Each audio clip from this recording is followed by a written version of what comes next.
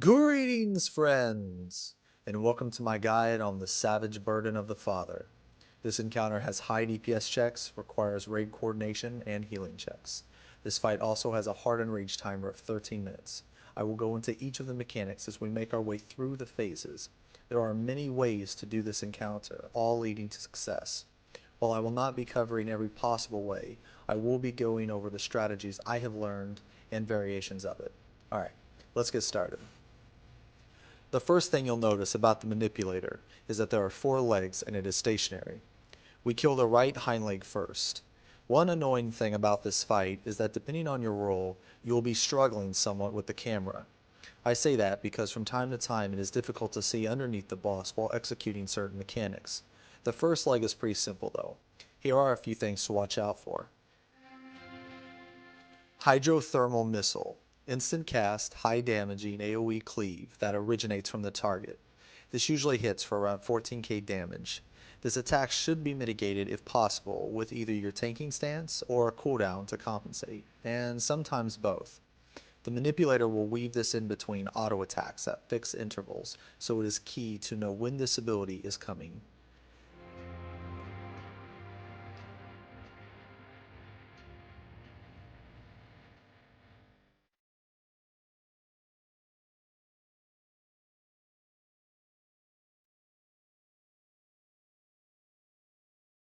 Ground AoEs.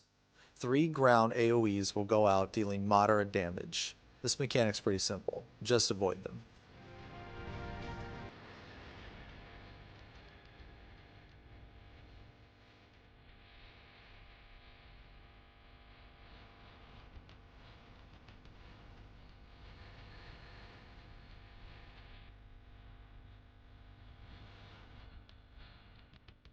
Discoid.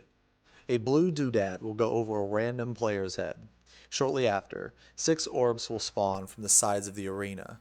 Their spawn locations can be northeast, southeast, northwest, and southwest. These orbs move slowly towards the player with the blue doodad and will explode upon coming in contact with the player, dealing high damage, around 8k magic damage. These should be intercepted by the healers and off-tank, and ranged. However, in emergency situations, the orbs are everyone's responsibility, so the group should help each other out if needed.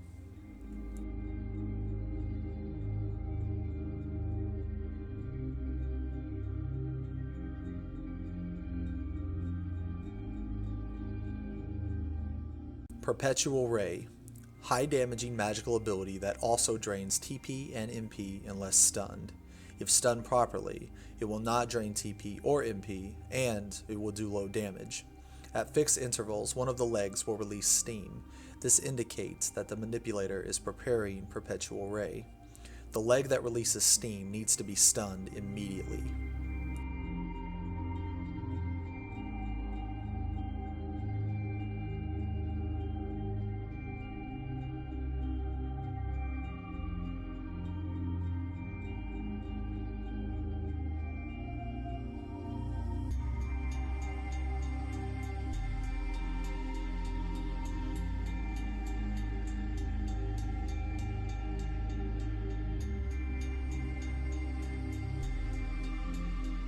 Quarantine. The manipulator will choose the off-tank and a random DPS at fixed intervals and put them into quarantine. If the off-tank is dead, it will choose another player and a DPS. While in quarantine, the off-tank and DPS will have to kill a Panzer Doll. This Panzer Doll will put a stacking blunt resist down debuff on the person it has aggro on. These dolls need to be killed as fast as possible to minimize damage and stacks. Once killed, the off-tank and DPS will be ejected back into the manipulator's arena. Quarantine only happens during the first 2 legs of this encounter.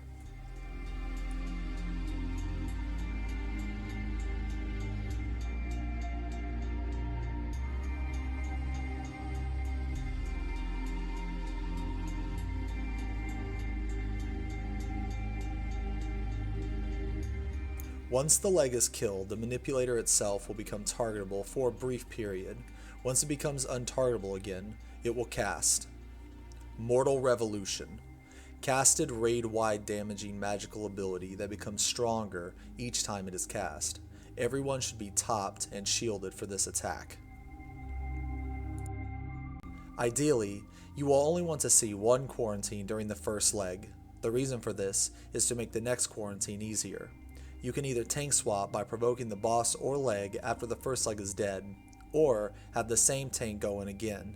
It is possible for one tank to do 3 quarantines in a row, but isn't necessary. The tank should coordinate the quarantine duties and find which strat works best. Just for an example though, in my first group, I take the first 2 quarantines, but in my second group, I take the second 2. So as you can see, there are many different ways to handle quarantine. So after Mortal Revolution, the legs will become targetable once again. Many mechanics will persist through this leg, but there will be no Discoid. This leg will also introduce Tethers. Tethers. 5 tethers will attach themselves to a player. 3 of the 5 tethers will do high damage and a small AoE around the targeted player after a short period. These tethers can and should be intercepted by other players to spread out the damage.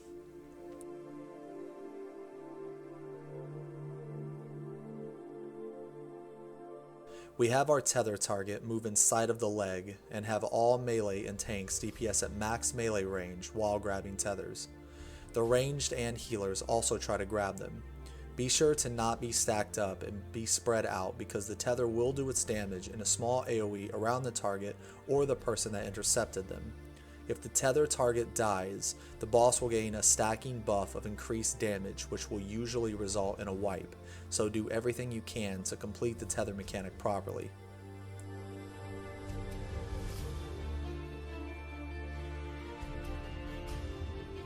Starting the third leg, most of the mechanics from previous phases will still persist. However, there will be no more quarantines, no Discoid, and ads will now spawn. A Strafdal and 3 Jagged Dolls will spawn. The Strafdal will spawn in the direct center of the room, while the 3 Jagged Dolls will spawn on the west, the east, and the south areas of the room. Strafdal. This needs to be picked up by the off tank. This doll cleaves and will put a stacking, slashing resist down debuff on everything it hits. After about 30 seconds, the Strafdal will begin to cast Warble Wind, which will drain all the MP of the raid.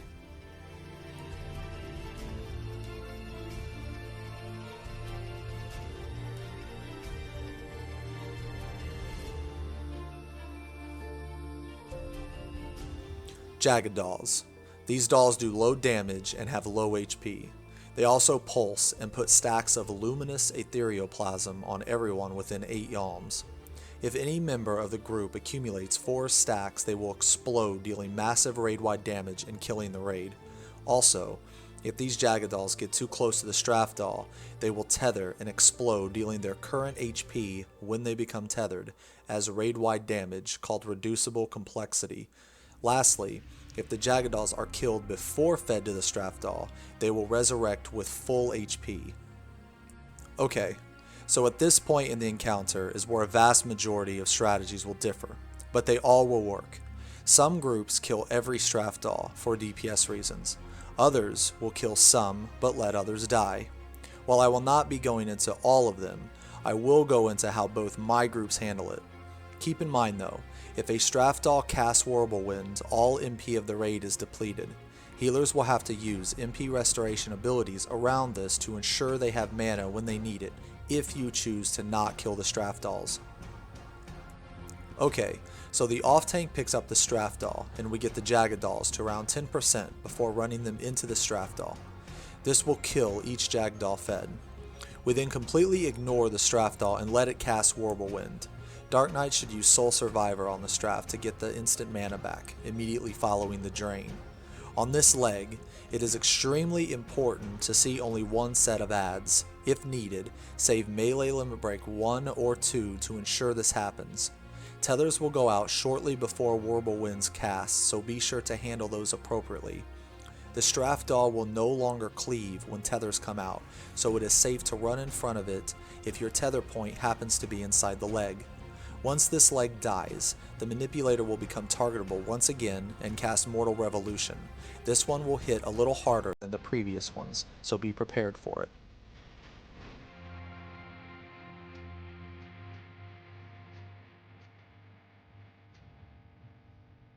Okay, on to the last leg.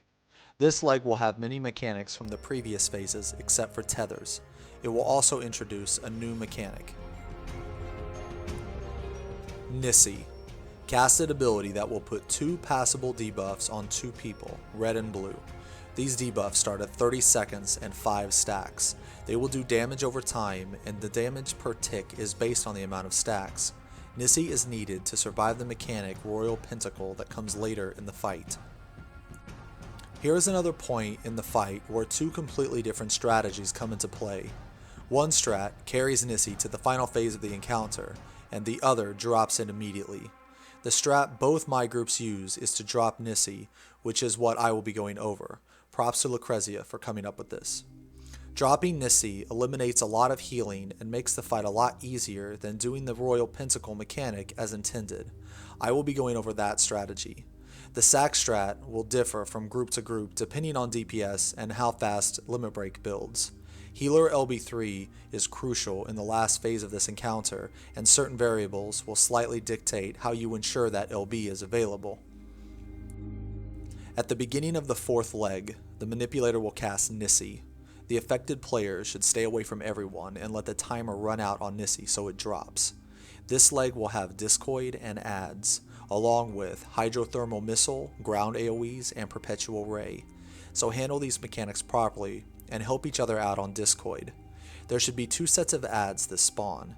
We'll let the first Strathdoll explode and cast Whirlwind. However, we kill the second Strathdoll before it's cast because healers need mana to properly shield and heal up before Mortal Revolution. This Mortal Revolution hits very hard, so should be mitigated with shields. Ideally, this leg should be dead no more than 7 minutes and 20 seconds into the fight. If it is killed any later, you run the risk of running into Enrage in the last phase. After this leg is dead, this will transition you into the final phase.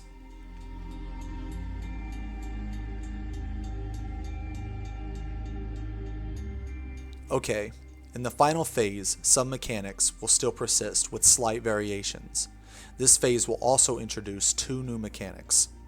Carnage 0.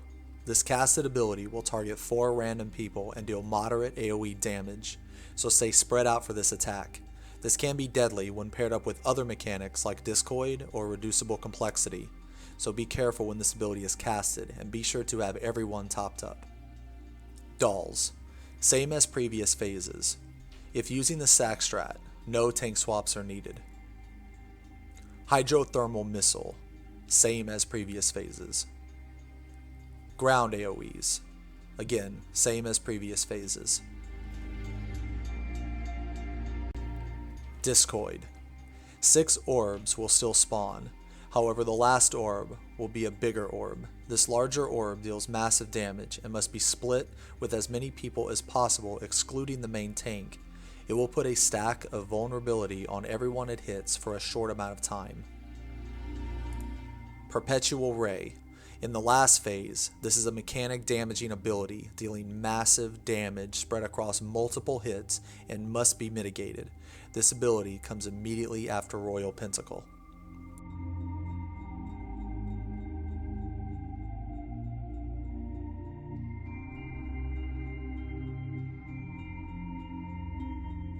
Royal Pentacle. 6 crystal-like objects will appear in the center of the room in almost any combination of blue or yellow. They must be destroyed by running into them. They will also put a stack of vulnerability on the player that runs into them. Players without the appropriate Nisi will die instantly. If any pentacle is not destroyed within roughly 20 seconds, they will explode, wiping the raid. So the first thing I want to reiterate is that this is the sack strat, so we will not be dealing with Nisi nor the Royal Pentacle mechanics as intended. The sack strat gets rid of all the pentacles by having 3 of your raid members run through 2 pentacles each. Sacking properly to the Royal Pentacle can be tricky. First, you must wait 1 GCD after the pentacles spawn. Pop sprint, then wait for a server tick of your TP to replenish. Then run in a straight line through 2 of them. I suggest waiting a GCD after they spawn because I've tried to run through them right when they spawn and I would only blow up the second one and not the first one. With the way server delay is in this game, I think it is safer to simply wait one GCD after they spawn before attempting to sacrifice. Make sure to not run through the same ones as your other party members. It is best to plan out which party members are not only sacrificing, but which pentacles they are grabbing. Order shouldn't matter as much, as long as everyone knows which ones they are grabbing. The Manipulator does 3 Royal Pentacles throughout this phase, roughly 2 minutes apart from each other. The first sacrifice, we have the off tank and 2 DPS. The second sac, we have the off tank, the Bard, and the White Mage. During the second sacrifice, we also pop Living Dead or Holmgang for the Perpetual Ray, then time the healer LB3 to res everyone and heal the main tank to full. If it is low enough, roughly 3%, then no sacrificing is needed, but if it isn't low enough, we have the off tank and both healers sacrifice on the third pentacle. One of the healers will sack a bit later to heal, shield, or regen the main tank and swift cast res the off tank. The last pentacle turns into a burn phase, so keep that in mind when you're deciding who to sacrifice. Timed healing in this phase is extremely important. When you are dealing with multiple mechanics at a time, you will need to heal in between Carnage 0 and Discoid. The same goes for Carnage 0 and feeding the Jagged Dolls to the Straff Doll, causing them to do reducible complexity. When the big orb is out and about to hit the group, be sure to not stack too soon and let Carnage 0's damage go out first, then stack in front of the boss while the main tank is behind.